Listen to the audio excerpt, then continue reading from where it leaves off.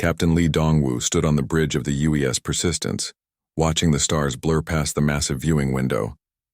The ship was humanity's pride, a kilometer-long vessel that could travel between star systems in weeks instead of months. Today they were rushing toward Altair Prime, home to the Altarians, one of humanity's oldest alien friends. The message had come 3 days ago. It was broken, full of static, but the fear in the alien voice was clear. "Help us," the transmission had said. They came from nowhere. Cities burning. Everyone dying. "Please, anyone who can hear this, stay away. They hunt us like animals." Then silence. Dr. Park So-young walked up beside the captain. She was the ship's expert on alien life and had worked with the Altarians for 15 years. Her face showed worry. "Captain, I've been thinking about that message. The Altarians are peaceful people. They don't have enemies. What could have attacked them?" Lee Dongwu shook his head. "I don't know, Doctor, but we'll find out soon enough." Lieutenant Kim Han-sol, the ship's tactical officer, looked up from his station. "Captain, we're approaching the Altair system. Sensors are picking up. Something strange." "What kind of strange?" Lee asked. "There are no ships in orbit around Altair Prime, no space stations, no communication signals. It's like the planet is completely dead." The captain felt a cold feeling in his stomach. Altair Prime was home to 50 million Altarians. Their cities covered 3 continents. Their space stations handled trade ships from dozens of different worlds. It should have been busy with activity. "Take us closer," Lee ordered, "but keep our weapons ready." As the Persistence moved toward Altair Prime, the crew saw something that made them all go quiet. The planet's surface, once covered with bright cities and green forests, was now dark. Smoke rose from massive craters where the cities used to be. The beautiful blue oceans were filled with ash and debris. "My God," Dr. Park whispered. "What happened here?" Lieutenant Kim's hands moved quickly over his controls. "Captain, I'm scanning for life signs. I'm not finding any. Not a single Altarian, but there's something else." "What is it?" "Energy signatures. Very advanced. Not from any technology we know. And Captain, these readings are only 2 days old. Whatever did this is probably still in the system." Lee felt his blood run cold. An entire civilization had been wiped out in less than a week. "Send out a general distress call. Contact Earth Command. Tell them what we found." "Already tried, sir. Something is blocking our long-range communications." The captain looked at his crew. They were all good people, trained for exploration and peaceful contact with alien species. They weren't soldiers. "Kim, take us down to the planet's surface. We need to find out what happened here." The Persistence landed near what used to be the capital city of Altair Prime, where once stood towers of crystal and metal. Now only twisted ruins remained. The landing party, led by Dr. Park, wore protective suits as they walked through the destroyed streets. "The destruction is incredible," Dr. Park said into her communicator. "It looks like the entire city was hit by some kind of energy weapon. The buildings aren't just broken, they're melted." She stopped at what used to be the central library, a place where she had spent many happy hours learning about Altarian culture. Now it was a pile of smoking metal and glass. But something caught her eye. A small device still working buried under the debris. "I found something," she said. "It looks like a data recorder." Back on the ship, the crew gathered around as Dr. Park connected the device to their computers. The screen flickered, then showed the inside of the Altarian library. The image was shaky, as if someone was holding the recorder while running. An Altarian voice spoke, high and musical like all their species. But this voice was full of terror. "Day 3 of the attack. The hunters came without warning. Their ships are like nothing we've ever seen. Black metal, huge, with weapons that turn our cities to dust in seconds." The image showed glimpses of the attack through a window. Massive dark ships hung in the sky like deadly clouds. Bright beams of energy struck down at the city below. "They don't want our resources," the Altarian continued. "They don't want our planet. They just want to kill us, all of us. I heard one of our leaders on the radio before the communication centers were destroyed. He said these creatures, they call themselves the Vorak. They hunt intelligent species for sport." The recorder shook as an explosion rocked the building. "The Vorak take trophies from each species they destroy. They've done this before to others. Many others. We found records in their transmissions. Hundreds of worlds. Hundreds of species. All gone." Another explosion, closer this time. "If anyone finds this, you must warn your people. The Vorak study their prey for years before they attack. They learn your weaknesses, your fears. They make the hunt more exciting for themselves. And when they're done with us, they'll move on to the next species. The image went dark. Static filled the screen for a moment, then cleared to show the Altarian again. This time he was hiding in what looked like a basement.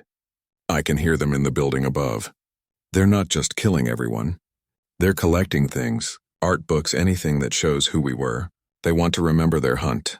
The sound of heavy footsteps came through the speaker. The Altarian looked up in terror. They're coming. If you receive this message, please remember us. Remember that we lived. Remember that we loved our families and created beautiful things. And please be more careful than we were. A loud crash, then screaming. The recording ended. The bridge of the Persistence was silent. Captain Lee looked at his crew, all of them pale with shock. An entire species gone, not for resources or territory, but for the pleasure of killing. Captain, Lieutenant Kim said quietly, I'm picking up movement on the edge of the system. Something big is coming our way. Lee straightened his shoulders. All crew to battle stations. Send a message to every human colony and ship you can reach. Tell them what we found here. Tell them about the Vorak. Dr. Park looked at the captain. Do you think they already know about us? Lee thought about the Altarian's words. The Vorak studied their prey for years before attacking. Humanity had been trading with other species for decades. If these hunters were as thorough as the recording suggested, they probably already knew everything about human civilization. Yes, he said simply, I think they do. On the sensor display, a massive shape appeared at the edge of the Altair system. It was moving toward them, and it was bigger than anything humanity had ever built. The hunt was about to begin. Commander Choi Minho walked quickly through the halls of Earth Command, holding a datapad with the most terrifying report he had ever read. The message from Captain Lee's ship had reached Earth just 6 hours ago, and already the entire human military was in chaos. Sir, you need to see this, said Dr. Yoon Hyejin, the military's top strategist, as she caught up with him. We've been going through our databases all night looking for any mention of these Vorak creatures. Choi stopped walking. What did you find? That's just it, sir. We didn't find anything about them directly, but we found something else, something much worse. They entered the main command center where dozens of officers were working at computer stations. Agent Nam Tae-hyun, their best intelligence operative, was standing in front of a large wall display showing a map of the galaxy. Commander, Nam said, turning around. We need to talk. What happened at Altair Prime wasn't the first time. The display changed to show records from different human colonies and alien trading partners. For the past 20 years, we've been getting reports of species just disappearing. The colony from the Vega system vanished 3 years ago. We thought it was a plague. The Orthons from Centauri Beta went silent 2 years ago. We assumed it was civil war. Dr. Yoon pointed to more data on the screen. The pattern is always the same. A peaceful species, usually one that trades with many others, suddenly stops all communication. When someone finally goes to check, they find empty worlds and destroyed cities. Choi felt sick. How many? In the past 50 years? At least 30 species that we know of, probably more that we never heard about. Agent Nam pulled up another display. But here's the really bad news, Commander. We've been analyzing the timing of these disappearances. There's a pattern to when and where they happen. The map showed the locations of all the vanished species. They formed a rough spiral shape, moving slowly toward the center of the galaxy where most human colonies were located. The Vorak aren't random killers, Nam continued. They're methodical. They plan their attacks, and according to this pattern, they should have reached human space about 10 years ago. Dr. Yoon nodded grimly, which means they've been watching us for at least that long, studying us, learning everything they can about how we fight, how we think, what we fear. Commander Choi stared at the display. Show me our recent colony reports. Anything unusual in the past 10 years? The screen filled with incident reports from human colonies across 12 star systems. At first, nothing looked strange, but as Dr. Yoon highlighted certain events, a disturbing picture began to form. New Busan colony reported meteor strikes that destroyed their main communication center 2 years ago, she said. But when they dug out the impact sites, they found the meteors were made of an unknown metal alloy. Terra Nova had what they called solar flare damage to their defense satellites, Nam added. But the damage patterns don't match any natural solar activity we've ever recorded. And Eden Prime, Choi said, reading from his own datapad. Lost an entire research team that was studying ancient alien ruins. We assumed they died in a cave collapse, but their bodies were never found. The three officers looked at each other. The truth was becoming clear and terrifying. They've been probing our defenses, Dr. Yoon said quietly. Testing our response times. Seeing how quickly we can adapt to different types of attacks. Agent Nam pulled up more files. I've been going through communication intercepts from the past 5 years. We've detected several transmissions in unknown languages passing through our space. We thought they were from distant civilizations we hadn't contacted yet. But they were Vorak scouts, Choi finished, reporting back to their main fleet. A young officer at one of the computer stations called out, Commander, we're receiving a transmission from the UES Persistence. Captain Lee says they've made contact with survivors from other attacked worlds. The main display changed to show Captain Lee's face. He looked tired and worried. Behind him, Dr. Park was working with several aliens that Commander Choi didn't recognize. Earth Command, we found something important, Lee said. Dr. Park discovered a hidden refuge built by the Zilani, a species the Vorak attacked 15 years ago. Some of them survived and have been hiding ever since. Dr. Park appeared on the screen, standing next to a tall, thin alien with silver skin and large eyes. This is Elder Keshatar of the Zilani people. He has information about the Vorak that we need to hear. The alien spoke in a voice that sounded like wind through metal. Greetings, humans. I am sorry we must meet under such terrible circumstances. The Vorak have been hunting intelligent species for over 3,000 of your years. They are not just killers. They are collectors. Elder Keshatar gestured to something off-screen. They keep records of every species they destroy. They study our cultures, our art, our ways of thinking. To them, we are not people. We are interesting animals to be hunted and remembered. Commander Choi leaned forward. Elder Keshatar, how do they choose their targets? They look for species that have spread to multiple worlds but are not yet ready for serious war. Species that are curious, creative, willing to trust others. Species like mine was. Species like yours. Dr. Park spoke up from the transmission. Commander, according to Elder Keshatar, the Vorak main fleet is massive. Thousands of ships. But they don't attack all at once. They prefer to make the hunt more interesting by giving their prey a small chance to fight back. What do you mean? Dr. Yoon asked. They attack the outer colonies first, the alien explained. This makes the prey species afraid and causes them to pull back their defenses to protect their core worlds. Then the Vorak strike at the heart of their civilization when all their ships are gathered in one place. Agent Nam was rapidly taking notes. How long does this process usually take? For most species, from first attack to total extinction, about 6 months. The Vorak like to take their time and enjoy the hunt. The transmission ended, leaving the command center in silence. Commander Choi looked at the data they had collected and felt the weight of an entire species' survival on his shoulders. How long do we have? He asked. Dr. Yoon was working quickly at her computer. Based on the pattern of probe attacks and what Elder Keshatar told us, I estimate the Vorak will begin their main assault on our outer colonies within the next 2 weeks. Can we evacuate the colonies? 30 million people across 8 star systems? Not in 2 weeks. And even if we could, Elder Keshatar said they would just follow us to Earth. Agent Nam looked up from his intelligence reports. Commander, there's something else. I've been analyzing the probe attacks on our colonies. The Vorak have been very careful to test our weapons, our ship speeds, our communication systems. But there's one thing they haven't tested. What's that? How humans react when we're desperate. How we fight when our backs are against the wall. Every other species they've hunted has been peaceful, like the Altarians or the Zilani. They've never fought a species that has a history of warfare like we do. Commander Choi thought about human history. Thousands of years of wars, battles, conflicts that had shaped their species into survivors. You think that might give us an advantage? Maybe, Nam said. But only if we can use it before they finish studying us. Dr. Yoon was already working on defense plans. We need to prepare every colony for attack. Get our ships into position. Warn every human settlement.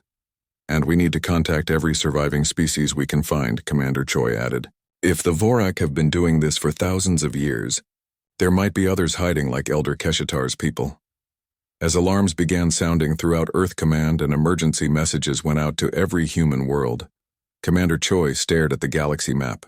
Somewhere out there, an ancient race of hunters was preparing to add humanity to their collection of extinct species. But they had made one mistake. They had given humans time to prepare, time to be afraid, time to get angry. and there was nothing more dangerous than angry, desperate humans with nothing left to lose. Admiral Kang Jamin stood in the war room on Luna Base, watching the holographic display that showed the positions of every human ship and colony in known space. Red warning lights blinked at the edge of the display where their outer colonies were located. The Vorak fleet had arrived exactly when Dr. Yoon predicted it would. "Admiral, we're receiving the last transmission from New Busan Colony," reported Communications Officer Lee Suho. "They're requesting immediate evacuation support." "Tell them help is on the way," Kang replied, knowing it was a lie. They didn't have enough ships to evacuate 30 million people, and the Vorak fleet was too close. New Busan was going to fall, just like Terra Nova had fallen yesterday. Engineer Bae Soo-jin looked up from her workstation where she was analyzing data from the first battles. "Admiral, I've been studying the wreckage from Terra Nova. The Vorak technology is incredibly advanced, but there's something strange about how they fight." "What do you mean?" "They could have destroyed our colonies in minutes with their weapons, but they didn't. They're taking their time, using just enough force to overwhelm our defenses but not enough to end the fight quickly." Admiral Kang frowned. "They're playing with us. Exactly. Like a cat playing with a mouse before killing it. They want to see how we react to different types of pressure." A new alarm sounded. On the display, the dots representing human ships near New Busan were disappearing one by one. The colony's defenses were falling. "Get me Sergeant Oh Da-un," the admiral ordered. "If New Busan is going to fall, I want someone on the ground who can make the Vorak pay for it."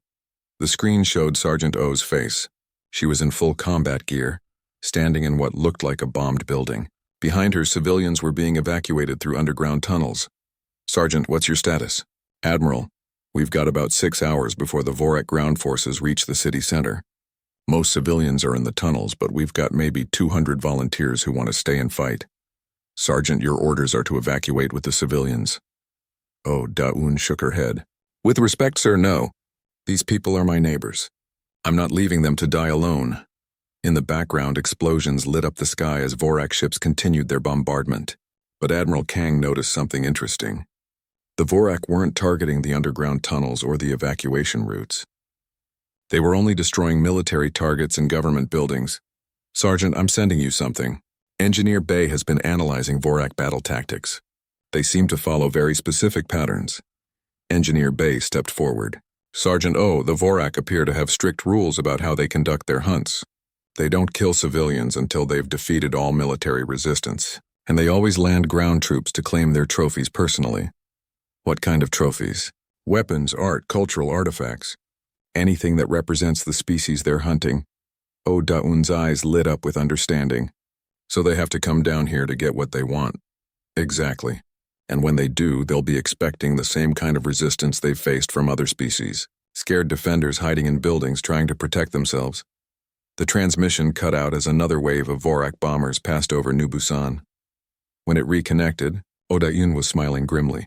"Admiral, I have an idea, but I'm going to need some of those cultural artifacts they want so badly." 6 hours later, the first Vorak ground troops landed in New Busan's Central Plaza. They were tall creatures over 2 meters high, covered in black armor that seemed to absorb light. Their weapons were elegant and deadly, designed more for ceremony than pure efficiency. The Vorak commander, a creature called Hunt Leader Thekvar, stepped onto the scorched pavement and looked around at the destroyed city. This was how it always went. The prey species would fight bravely in space, then hide underground, while his warriors claimed their prizes. "Begin the collection," he ordered his troops in their clicking, hissing language. "Find their museums, their art galleries, their centers of learning. Take anything that shows how they lived." The Vorak spread out through the city in small groups, following their ancient hunting protocols. They had done this hundreds of times on hundreds of worlds. It was almost routine now. That's when Sergeant Oh Da-un and her volunteers struck. The first Vorak squad entered the New Busan Museum of Human History, expecting to find it empty like all the other buildings. Instead, they found tables set up with displays of human weapons, art, and cultural artifacts. It looked like the humans had prepared an exhibition for them. As the Vorak moved closer to examine the artifacts, the building exploded. Oh Da-un had packed the entire museum with explosives, using the cultural displays as bait. 3 Vorak squads died in the blast, and the sound echoed across the entire city. Phase 2. O spoke into her communicator. All across New Busan, similar traps activated. The humans hadn't run and hidden like other species. They had turned their entire city into a weapon, using the Vorak's own hunting instincts against them. Hunt leader. Thekvar stood in the plaza, watching his carefully planned collection operation turn into chaos. His warriors were reporting ambushes, booby traps, and guerrilla attacks from humans who seemed to appear and disappear like ghosts. This is not how prey species behave, he hissed to his second-in-command. They should be cowering in their tunnels, not attacking us. From a hidden position in a damaged building, Odaun watched the Vorak commander through her rifle scope.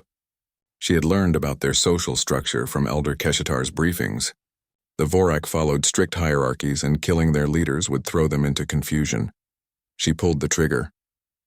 The shot hit Hunt leader Thekvar in the center of his chest, punching through his ceremonial armor. He fell to the ground, dark blood pooling around him. The other Vorak stopped what they were doing and stared at their fallen leader.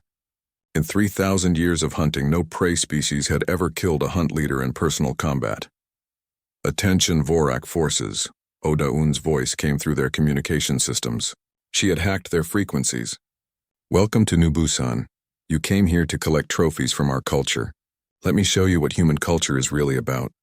From hidden positions all over the city, human volunteers opened fire. But they weren't just shooting to kill.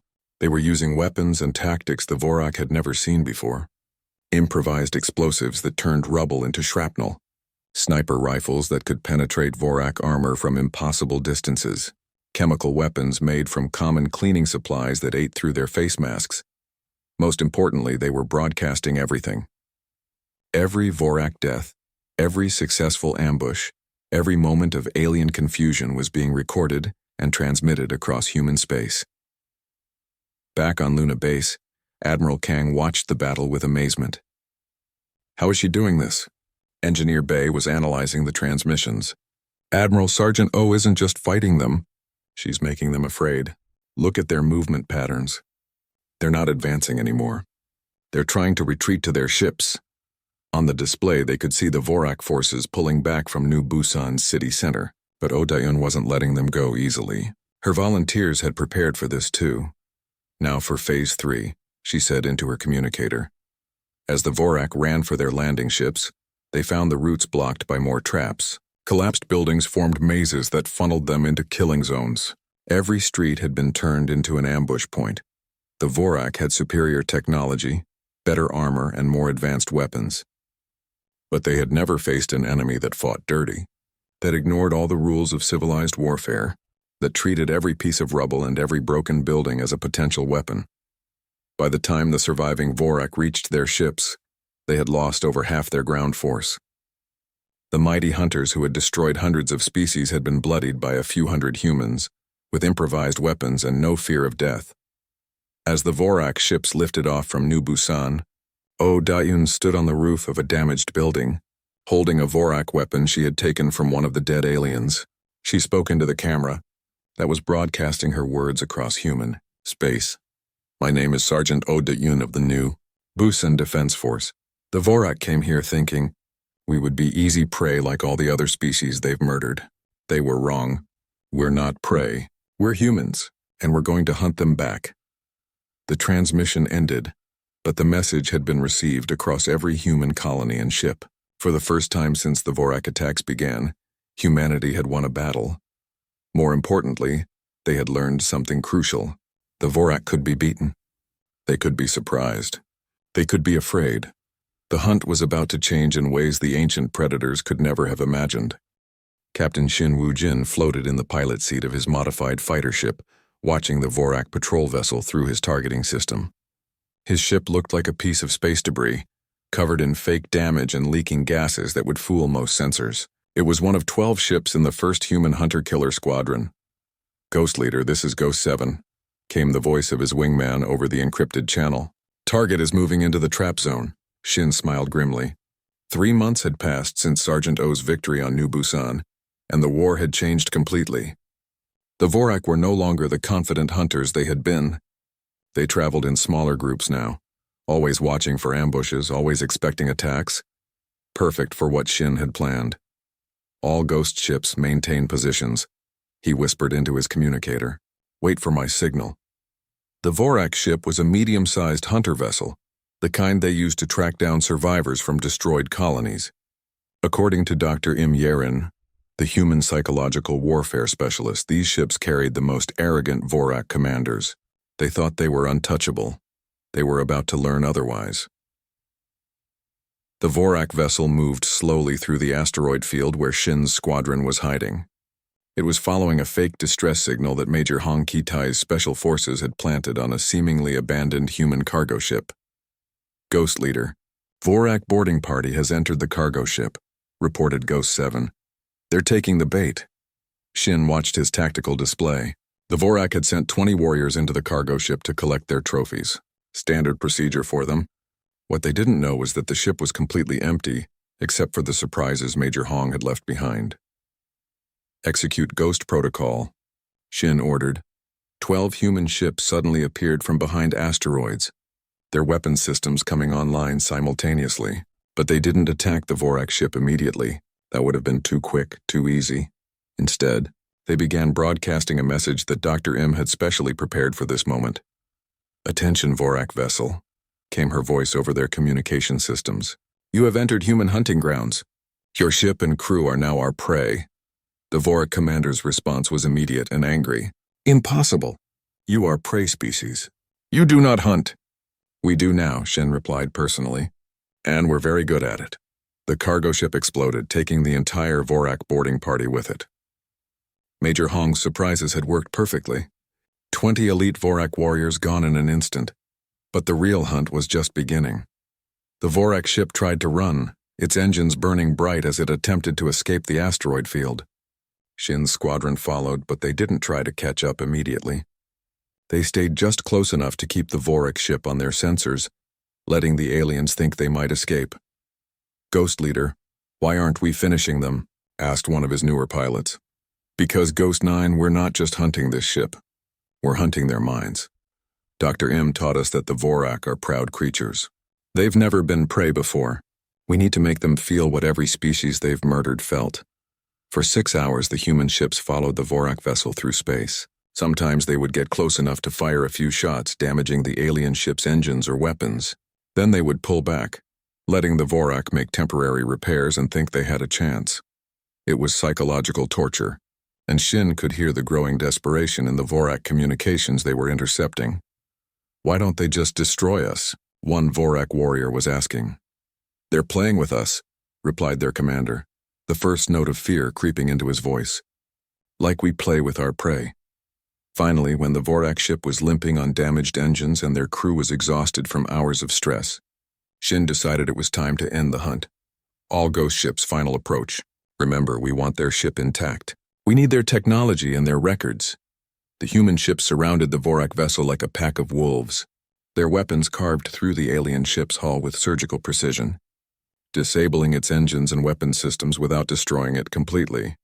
Vorak vessel, surrender now and prepare to be boarded, Shin announced. We are Vorak.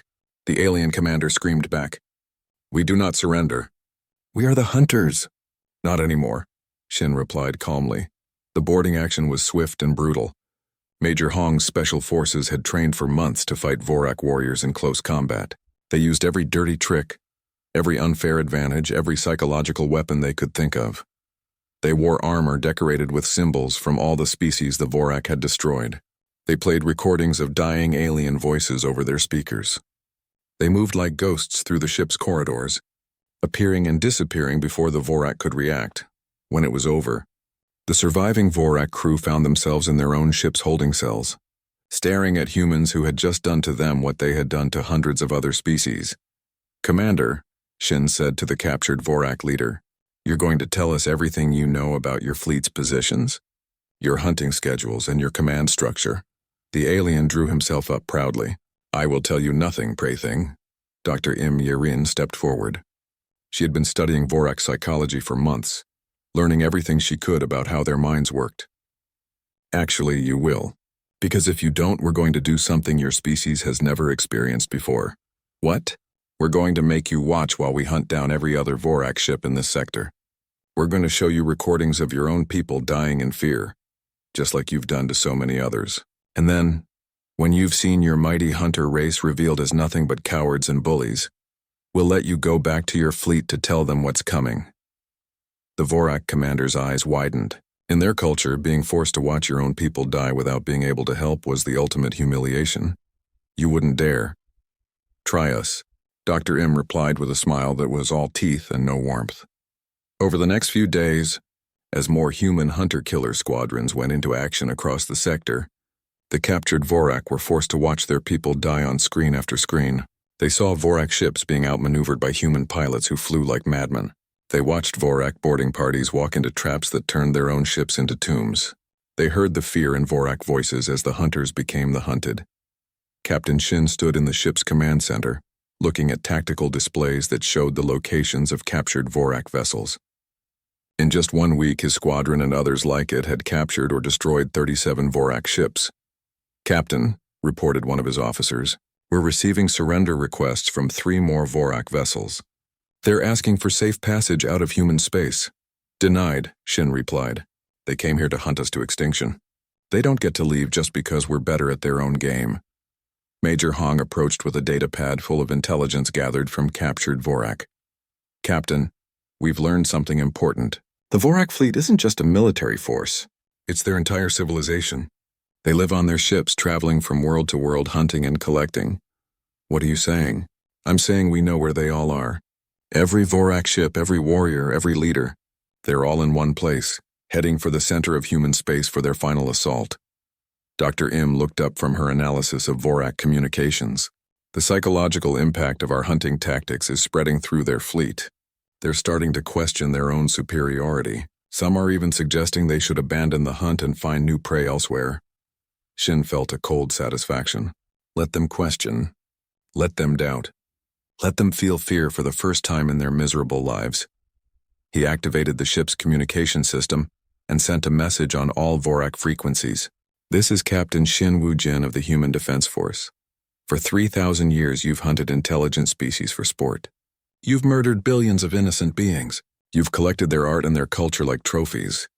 He paused, looking at the captured Vorak commander who was listening from his cell. "But now you've made a mistake. You came after humanity and we don't just fight back. We hunt back. We're coming for all of you. Every ship, every warrior, every leader who ever ordered the death of an innocent species." The transmission ended, but Shin knew it would spread throughout the Vorak fleet within hours. Let them fear. Let them run. Let them finally understand what it felt like to be prey. The humans were no longer running from the monsters. They had become the monsters feared.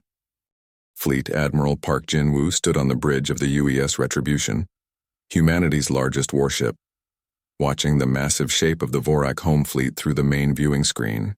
After 6 months of hunting scattered Vorak vessels across human space, they had finally found the source. The entire Vorak civilization was contained in one enormous mobile battle station, a structure so large it had its own gravity and atmosphere. "My God," whispered Captain Lee Dongwoo, who had returned from his exploration mission to help plan the final assault. "It's the size of a small moon." Dr. Park So-young was studying sensor readings of the alien structure. "Admiral, the energy readings are incredible. That thing has enough firepower to destroy entire star systems. But there's something else." "What?" "I'm detecting massive storage areas throughout the structure. If I'm reading this correctly, that's where they keep their trophies, the cultural artifacts from every species they've ever destroyed." Admiral Park felt anger burn in his chest. Somewhere inside that massive alien ship were the last remains of hundreds of civilizations. Art, books, music, records of entire species that existed nowhere else in the universe. "Admiral," reported Communications Officer Yoon Se-jin, "we're receiving a transmission from the Vorak battle station." The main screen changed to show a Vorak unlike any they had seen before. This one was ancient, covered in elaborate armor decorated with symbols from dozens of different species. Its eyes held the cold intelligence of a creature that had lived for centuries. "I am Supreme Hunter Krelthak." The alien spoke in perfect human language. "Leader of the Vorak, destroyer of worlds, collector of civilizations. You have caused considerable damage to my hunting fleets, humans." Admiral Park stepped forward. "We've barely started, Krelthak. We're here to finish what you began when you decided to hunt us." The ancient Vorak made a sound that might have been laughter. "You speak of finishing? Do you see the size of my battle station? Do you understand the power at my command? I have been hunting intelligent species since before your world had cities. I have destroyed civilizations that could have conquered galaxies. And yet here we are, Park replied calmly. Yes, here you are. And I find myself curious about your species. In 3,000 years of hunting, no prey has ever fought back as effectively as you have. You have made this hunt interesting. Dr. Park So Young spoke up from her station. You're enjoying this, aren't you? The fact that we're fighting back just makes the hunt more exciting for you. Krelthak's eyes focused on her with obvious pleasure. Very perceptive little prey thing. Yes, I am enjoying this immensely. Your species has provided the most challenging hunt I have experienced in centuries, which is why I am going to offer you something I have never offered any prey before. What? A proper ending to our hunt. You may bring your entire fleet against my battle station. If you can defeat me in honorable combat, I will spare the survivors of your species and move on to hunt elsewhere. But when you lose, as you surely will, your entire civilization will become the crown jewel of my collection.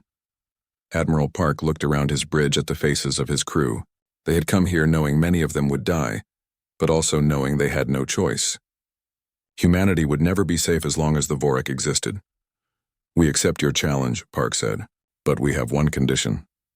You are in no position to make conditions, prey thing. We want access to your trophy collections. We want to broadcast images of all the species you've destroyed across the galaxy. Let the universe see what you've done. Krelthak was quiet for a moment, then made that laughing sound again. Very well. When your fleet is burning and your people are dead, I will personally show the galaxy how their would-be saviors failed. It will make an excellent addition to my records. The transmission ended, leaving Admiral Park's bridge in tense silence. Admiral, Captain Lee said quietly, their battle station has enough firepower to destroy our entire fleet 10 times over. How are we supposed to fight that? Park smiled grimly. The same way Sergeant O fought on New Busan. The same way Captain Shin fought in space. We don't fight fair, and we don't fight according to their rules. He activated the fleet communication system. All ships prepare for final assault. Remember, we're not just fighting for humanity. We're fighting for every species the Vorak have ever destroyed. The human fleet, over 300 ships strong, began moving toward the Vorak battle station. But they weren't advancing in formation like a traditional military force. They were spreading out, moving in seemingly random patterns, like a swarm of insects approaching a giant. Admiral, the Vorak are trying to get us to fight them in open space, reported Tactical Officer Kim Han-sol. Their weapons are designed for large-scale fleet battles. Then we don't give them what they want, Park replied. All ships, execute Plan Prometheus. The human fleet suddenly changed direction, diving toward the surface of the Vorak battle station instead of engaging their ships. It was a suicide run, but it was also something the Vorak had never seen before. They're flying directly into our defense grid, Krelthak told his subordinates. Foolish. They will be destroyed before they can even reach our hull. But as the human ships approached the battle station, they began doing something unexpected. Instead of trying to penetrate the Vorak shields with their weapons, they were attaching themselves to the station's hull like parasites. What are they doing? A Vorak commander asked. Inside the UES Retribution, Captain Lee was leading a boarding party through the airlock they had just cut into the alien station's hull. Remember, our job isn't to fight their army. Our job is to reach the trophy room and broadcast everything we find. The humans moved through the Vorak battle station like ghosts, using every trick they had learned in months of fighting the aliens. They avoided the main corridors where Vorak warriors were waiting for them. Instead, they crawled through maintenance shafts, cut through walls, and moved through areas the Vorak never expected intruders to reach. Meanwhile, on the outside of the station, Admiral Park's plan was reaching its final stage. The human ships that had attached themselves to the hull weren't trying to break in. They were preparing to tear the entire structure apart from the outside. All ships, activate gravity bombs, Park ordered. The weapons that engineer Bae Soo-jin had developed during the war were humanity's answer to Vorak superiority. Instead of trying to match their advanced energy weapons, the humans had built devices that could create artificial gravity wells inside solid matter. Across the surface of the Vorak battle station, dozens of gravity bombs activated simultaneously. The effect was immediate and catastrophic. The massive alien structure began tearing itself apart as conflicting gravitational forces pulled it in different directions. Deep inside the station, Captain Lee and his team finally reached the trophy room. What they found there was both beautiful and heartbreaking. The walls were lined with artifacts from hundreds of destroyed civilizations. Art, music, literature, scientific discoveries. The final remnants of entire species that had been murdered for sport. "Get the cameras running," Lee ordered. "The galaxy needs to see this." As images of the Vorak trophy collection began broadcasting across space, Lee's team began doing something the aliens never expected. They weren't destroying the artifacts. They were carefully removing them from their display cases and preparing them for transport. "Captain," one of his Marines called out, "we found something else. It looks like a prison section." Behind hidden walls, they discovered dozens of beings from species they had thought were extinct. The Vorak had kept some members of each species alive as living trophies, forcing them to watch as their civilizations were destroyed. Among them was Elder Keshtar, the Zilani who had helped them understand the Vorak threat. "Elder Keshtar," Captain Lee said, cutting the alien free from his restraints. "We're getting you out of here." "Captain Lee," the old alien replied weakly, "there are others. So many others, species the galaxy has forgotten. They're all here, the last of their kinds." As the Vorak battle station continued to tear itself apart around them, Lee's team worked frantically to evacuate the surviving prisoners. Each one represented an entire civilization that could be rebuilt, cultures that could be restored. On the bridge of his dying station, Supreme Hunter Krelthak watched his trophy room being emptied and his prisoners being rescued. For the first time in 3,000 years, he felt something he had never experienced before. Defeat. "How?" he whispered. "How did mere prey animals accomplish this?"